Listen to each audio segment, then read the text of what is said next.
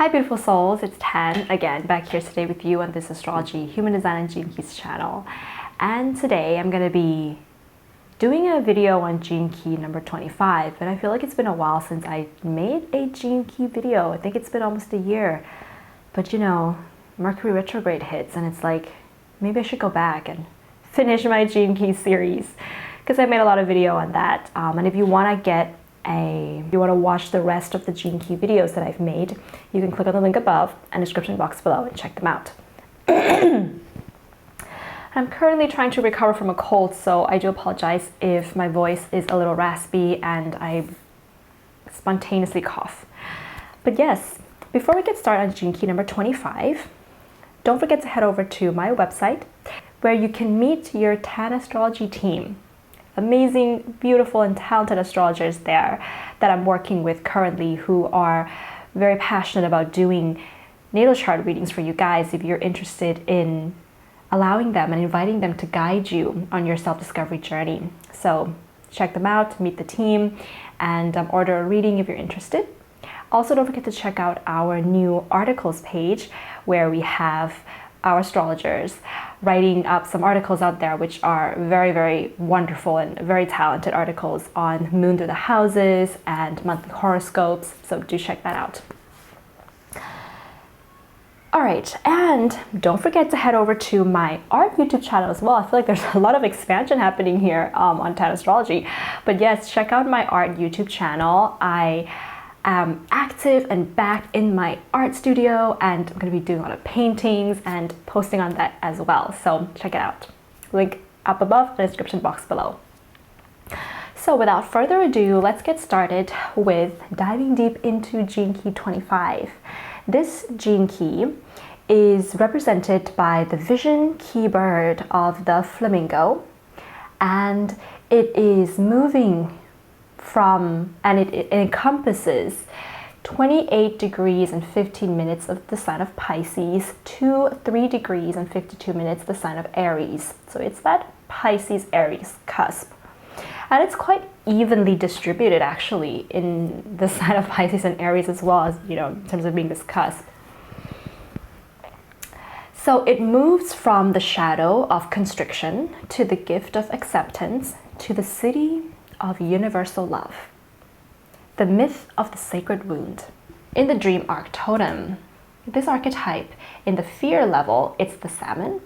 At the life key animal, it's the lion. And as the vision key bird, it is the beautiful flamingos.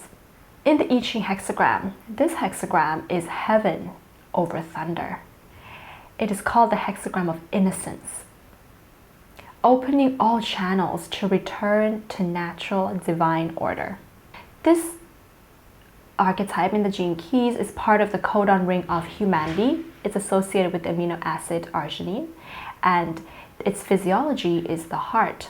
In human design, it forms a channel with gate 51 that connects the G center to the heart center or the will center in a channel called the channel of initiation or the channel of uniqueness.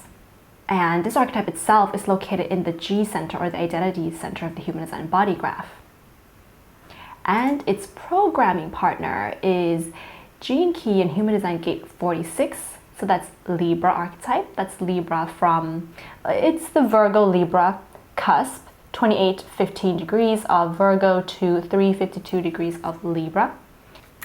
So beautiful souls, because it is Mercury retrograde, I've been reviewing how I've been doing these gene key videos in the past, and I've decided that I'm going to make a couple of changes.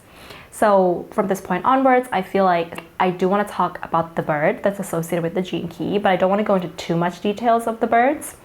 And then of course I'm going to move on to the personality traits of the person who has these particular gene keys, the shadow, and the gift. And I want to dive a little bit deeper into the shadows and the gifts because I feel like those 2 points are things that you can actually contemplate on and reflect on and practically do in your everyday life to encompass those traits of the shadows and the gift. And I don't want to spend too much time on the city anymore. I think I kind of went into the city a lot in the past with these various different gene key videos, but I felt like I was just not really feeling it in my body in terms of like the expression of the city. And so for the city, I want to keep it short because the city frequency is anyway something that you can't do. And it's something that you just have to become as you move further into the gift, the move from the shadow to the gift of each G key. So I may take some quotes and just insert a couple of things that I feel might be important with regards to the city, but I don't want to go too deep into it as like I did before. So I just wanted to let you guys know that here. All right, so let's start and look at this archetype from its vision keyword, which is the flamingo. So in Aztec traditions, flamingos were symbols of love and passion, as well as healing. Probably because of their brightly pink colored feathers, they evoked passionate emotions for the Aztecs and gave them special significance.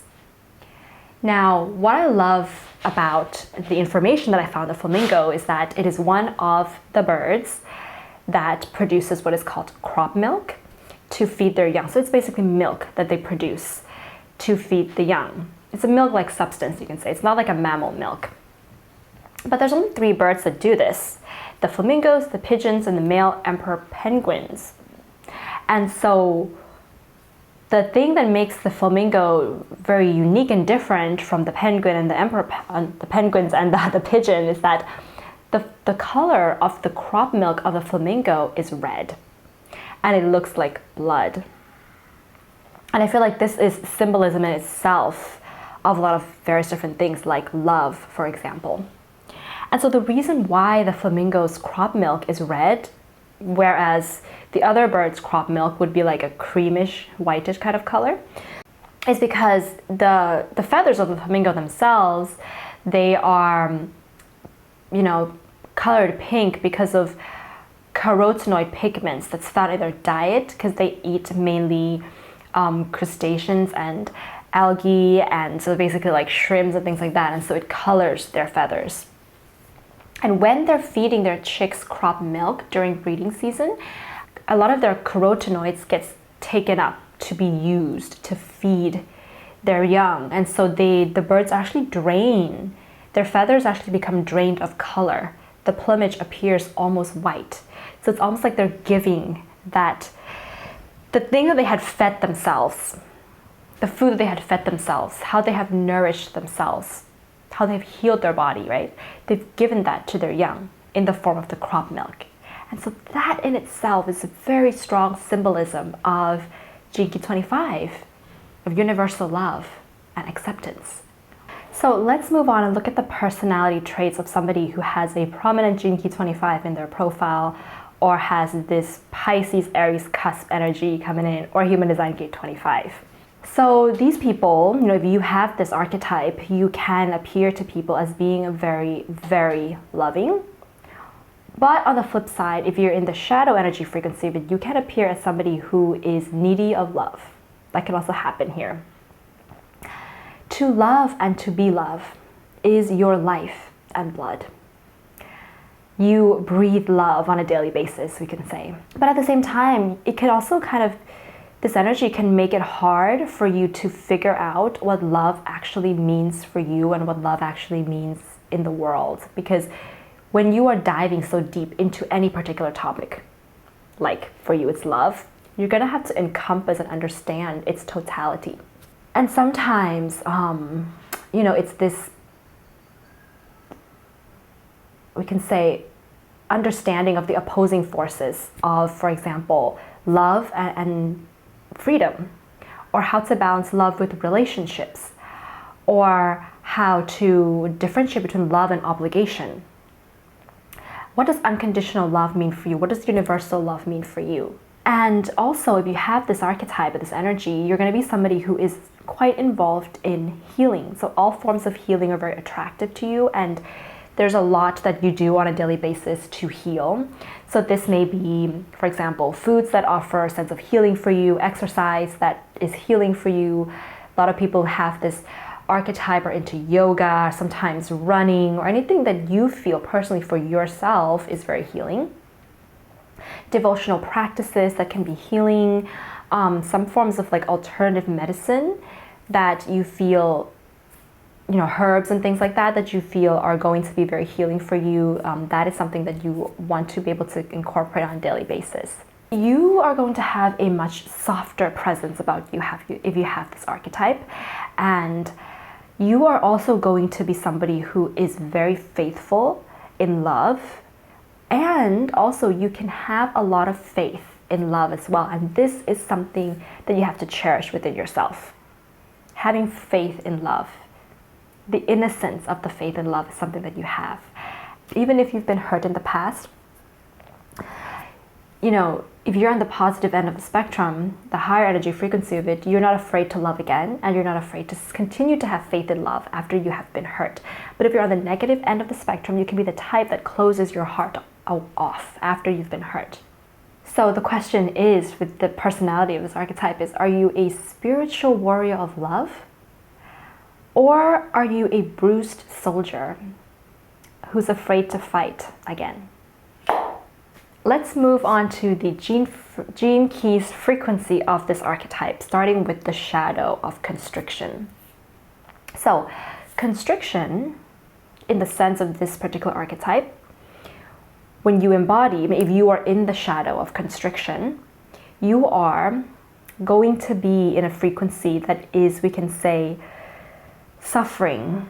And constriction is the cause of suffering in the world. This is universal suffering. So instead of being able to offer universal love to people, you're going to be embodying the energy of universal suffering. And this is coming from a lack of love. So it's very important, if you have this archetype, is to be able to look back at your childhood, because there's something about your childhood and when you were a child and in your parents, you might have perceived them or interpreted them to not have given you enough love, or not given you the love that you're looking for. So that feeling of, my parents love me and I've gotten love that I need as a child and I just feel loved, like that, something about that was missing when you were growing up.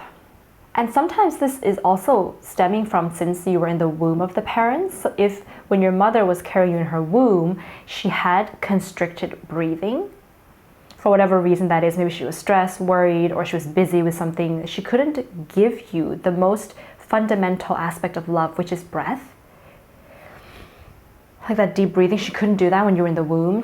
That will have been impacting you since you were in the womb as a constriction of love.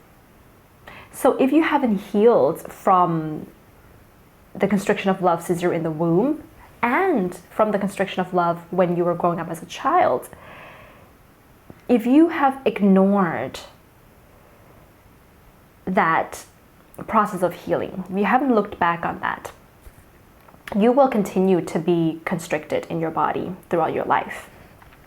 So what it means to be constricted in your body throughout your life is that your heart doesn't really fully open in love and relationships, in any kind of relationships, or even to the world. The trauma in the body is still there.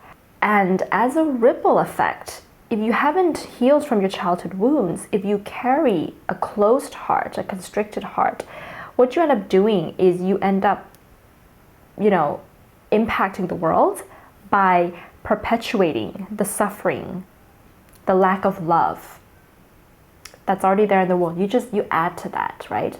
It's because, you can't give love to your partner. You can't give love to your child grows up and they can't give love to their child, and it continues in a generational wounding and a generational suffering, we can say.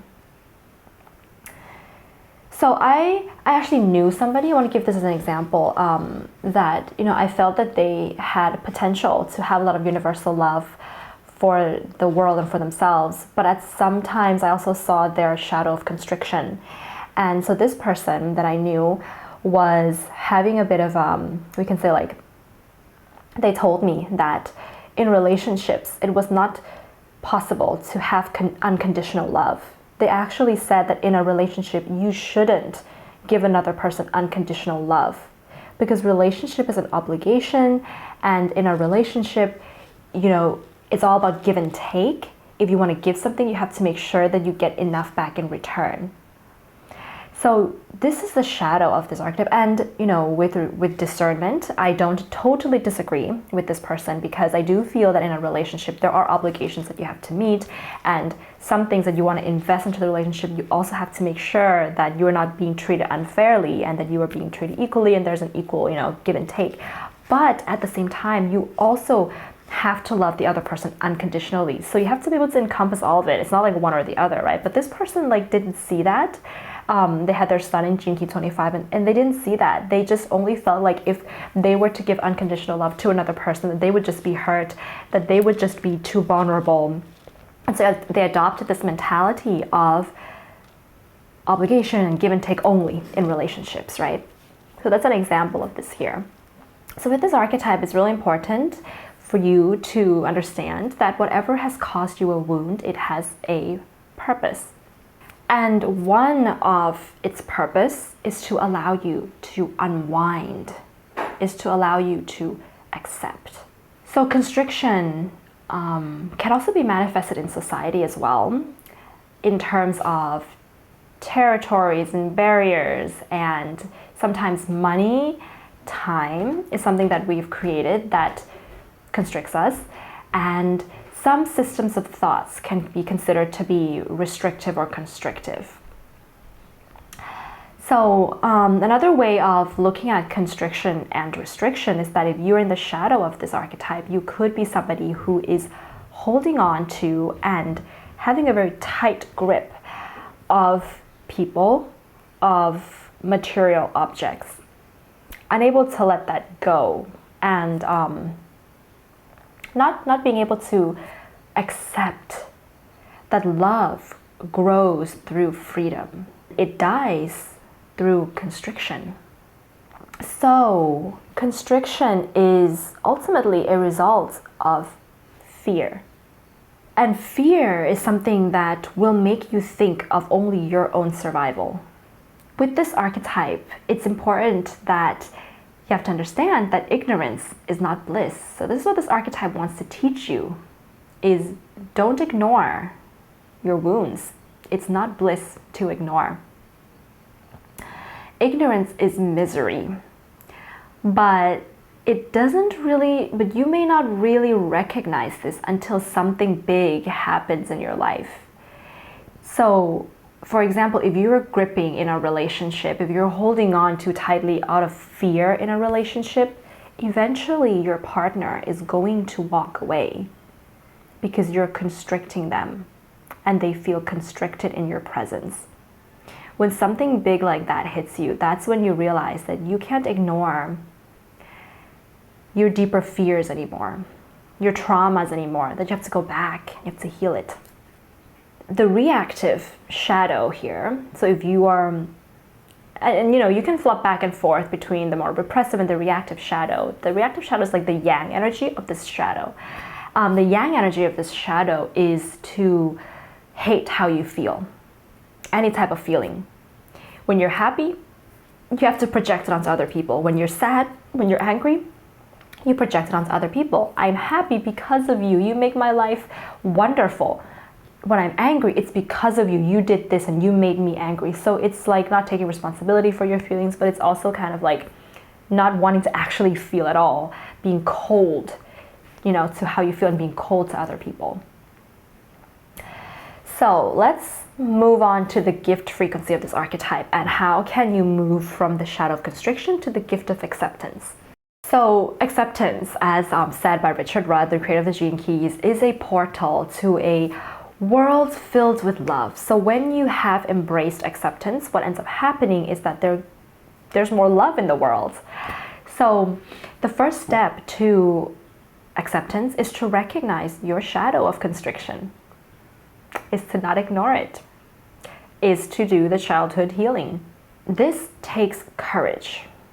It takes courage to be able to say to yourself, to be able to accept that, my parents were flawed. They were only human beings. And whatever ways they've hurt me or the way that they didn't show me love, I'm going to accept that that is just a part of my story. I'm going to be brave and courageous to accept that, and I'm going to move into the process of healing from that. So you have to be able to step into the gift of acceptance, have the courage to simply feel the fear in your body and reduce it to its essentials. So, what is the physical sensation that comes up when you're in a state of fear? It's as simple as that. It's as simple as the physical sensations of your body. You know, what's happening with the chemistry of your body? Are you having a nervous stomach? Does your stomach feel like there's snakes in there? You know, does your throat feel absolutely stuck? This will unfold and let you know let you know the secret of acceptance.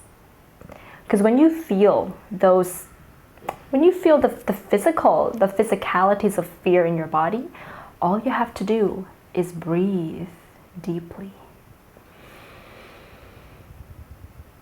This is acceptance. And breathing deeply, you know, deep breath is like a tool, a guide, a soft cushion that you take with you to help you accept fear in your body. So when you feel fear and it's like there's a snake in your stomach, there's a snake in my stomach. I accept it for what it is. I have that fear there. It's so strong. The breathing calms it, accepts it. You take it in and you kind of embrace it into your body. And of course, sometimes it can also be useful to have a professional healer with you while you do this kind of healing work. Sometimes it's a professional therapist that can be very helpful.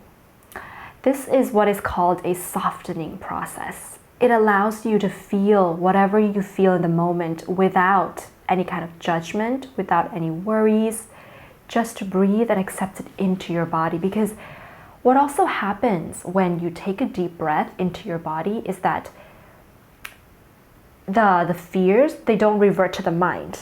So if you don't breathe all your fears into your body, all your pain and your hurt into your body, all that energy goes to the mind. And when it goes to the mind, it goes to worries.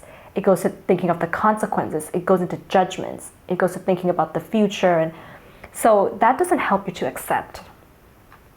Because the mind is filled with concepts and mindsets of other people and data and information that's coming from somewhere else outside of yourself. And it can be useful for various different things.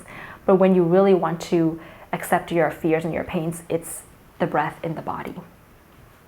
Because that is the present moment. That is what you are feeling. And so without the shadow of constriction, you begin to move into a state of optimism. You feel like things are going to be okay. You know, even if you get into this situation, this relationship, and the wounds of the past is repeated, and you know your traumas are being repeated, even if things don't go according to plan for you, even if your heart gets broken, even if you will lose something that you truly care about, it's going to be okay. You will be okay. And when you are in that state of being, everything seems possible again. Like spring, you know, this is the beginning of Aries season, so it's the beginning of spring. And when spring hits, it's like anything is possible, right? Flowers are blooming again. Suddenly it's like a miracle that the trees are green again. And, you know, I feel like Jinky 25 is also symbolic of like the blooming flowers of spring that is really fragile, that doesn't know if it's going to make it through, because some plants, some flora, or they're not going to make it because something's going to happen. Like maybe, you know, you get suddenly the weather, the temperature just drops at night and then it doesn't survive. So this fragile flower doesn't know if it's going to make it into past spring and into summer or not, but still it blooms. Still it has faith that even if it doesn't bloom, even if it dies, it knows that that's what it has to happen. It will accept that. So when you have this archetype and you're in the gift of acceptance, you will be the kind of person that just feels like they belong everywhere. You'll not likely judge other people, and you know, you'll be a lot more open and accepting of people than a lot of other people will be. It's difficult for you to hold a grudge or even to worry too much about life. you just find it easy to kind of let things go and let things be and let people be as they are. And the more that you accept yourself and the more that you accept other people, the more that you bloom like that flower. You bloom with love, and love comes into your life. So let's end this off by looking at the city of universal love. So like I mentioned before, I don't want to go too deeply into the city anymore because I feel like the city is that energy frequency that you just have to be, and you will get there when you're in the groove of the gift. But you know, so the gene keys will interpret the city as something, but there's always a word that's associated with the city, and you could always take that word and contemplate on that and interpret that in your own ways. That's kind of what I'm going to do here as well. So according to the gene keys, the city of universal love is represented by the flamingo, and it's also represented by the story of Christ and his sacrifice and blood as a sacrifice there. And this is a quote that was written in the Gene Keys book on the city of this archetype, and I'll read it out to you. It says, people who, embody the city of universal love, they take paths that others have never traveled, and in doing so, they take into themselves the suffering of the world. I think that's very beautiful. This gate is part of the channel of initiation. It wants to connect to gate 51, the archetype of awakening and thunder and doing something that nobody's ever done before. And this 25 gives you faith that you can step into and initiate something that nobody's ever done before, and that it'll be okay. So this city allows you to travel down a path that's very unique and individual for you. Even if you have to take on the suffering of the world as you do it, you know that you're going to be okay. And this city is represented as the Holy Grail, or the ultimate grail that everybody is seeking, because everybody is seeking love. Everybody's seeking universal love. But to find that, you have to understand that the purpose of suffering is to eventually heal and experience that universal love, that without suffering, there isn't. I'm going to read you guys a little quote here I just found it on the internet, from openmindcenter.com, and I feel like this is the definition of universal love. And if it hits anybody anywhere, and if it makes you feel, healed, then that'll be wonderful. When you experience the true beauty of universal love, you feel the true action of love. And action is loving when it has all aspects of the divine. Compassion, when compassion is needed. Yielding, when yielding is needed. It is gentleness wherever possible, or firmness whenever required. There is no conflict within this state of loving. So I love the flexibility of love there, and the universal love, and what it needs to be in certain particular moments for certain people. It can be that. Without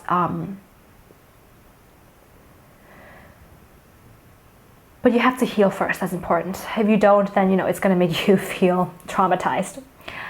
Love universally, not just your family or your friends, but all that is, all that has been, and all that will be. Love yourself first. Understand yourself and the things you do love, and love it all. Love cannot be given, felt, or shared unless there is compassion and unconditional acceptance of the love for yourself. So you can't, walk that unique path and want to share the love with the world if you haven't loved yourself by healing yourself, by accepting yourself first, right? Accept all the love that others give, but do not expect it. Give love freely to everyone around you, the animals, the plants, and the earth itself.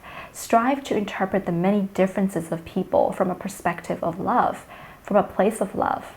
You will gain understanding, kindness, respect, happiness, and an overall sense of gratitude and generosity. We are truly all connected in this circle of life, and what you give most certainly does return, and you don't have to expect it. Just have faith in it. All right, beautiful souls, that's going to be the end of this video on Gene Key 25. I'm going to be posting the programming partner, so Gene Key number 46, pretty soon. So do check that out as well, because the programming partner is going to tell you how you can balance off the energies of the 25. And if you like this video, give it a thumbs up and leave a comment below on what you think of this archetype. And if you have it, don't forget to also head over to my website to meet your Tan Astrology team, a beautiful, amazing astrologers that are your guides, are going to be your guides on your self-discovery journey by doing birth chart readings for you. And yeah, that's it. Have a beautiful day, beautiful souls.